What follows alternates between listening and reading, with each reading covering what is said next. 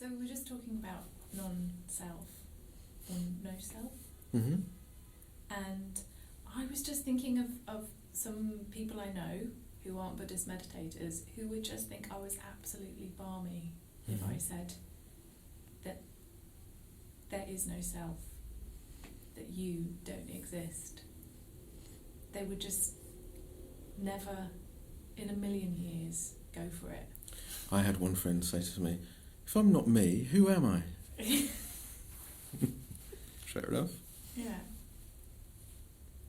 So how can you I'll explain keep it under wraps for you. Just think of the position I'm in.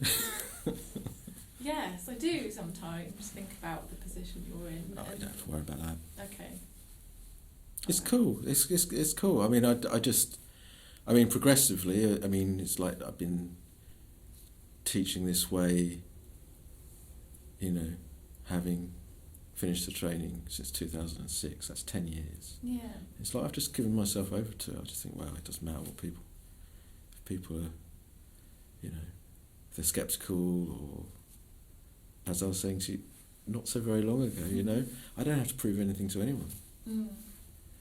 Because anyone can find out for themselves just by attending to their experience, not ignoring what's actually taking place moment by moment. And as I was saying, you'll see that hearing takes place by itself, breathing takes place by itself, thinking takes place by itself, perceiving arises just by itself, consciousness arises just by itself. It doesn't require to be anyone else there doing it. Yeah. I mean, why do we have this idea that there is a separate self?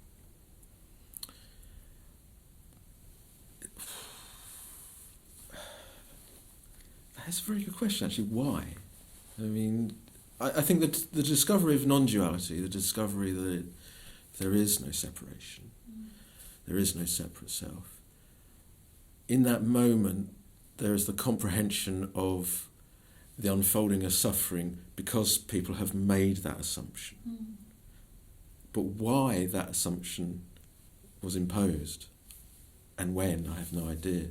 I mean, the problem is when you realise non-duality, you go beyond time and space. So you can only say since beginningless time, it's only with the onset of that sense of separation does time come into being, just time and space.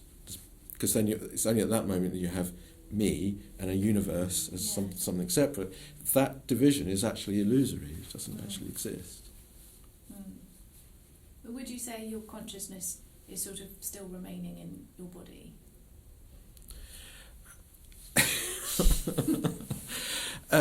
Consciousness arises due to conditions. Yeah. If it's seeing, it's because there's a visible object, the sensitive matter of the eye, that allows seeing to take place. But is seeing consciousness occurring in the body? Because that's one of the very difficult things. I mean, even with science, you've got this, if you look at the science of it, what we see are in actual fact electrochemical signals firing off in the brain. Yeah. So when we say consciousness is in the body, what do we mean? Yeah. What do we mean?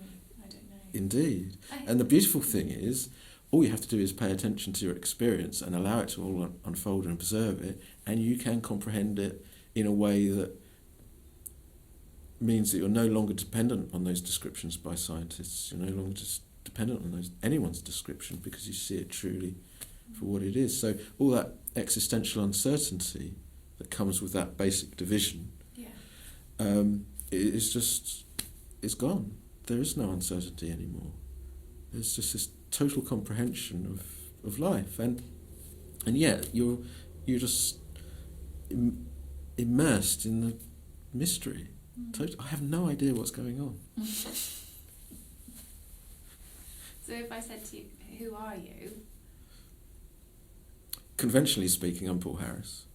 And on ultimate level, who are you? There's nobody here. Ooh. But there is this. which is all there has ever been, and all there could ever be. And I don't go in for this, lower self, higher self stuff that people go in for. There is no self. There are no enduring entities of any kind, of any description at all. What have we got then? This. This. So it takes on the appearance. It appears as though there are separate enduring entities, which is fine, because you play with that appearance. But it's just the manifestation of the universe. Yeah. In all this incredible ways. It's just awesome. And so what is talking now? There is talking, but there is no one who speaks. No. Who is speaking? There is hearing, but there is no one who hears.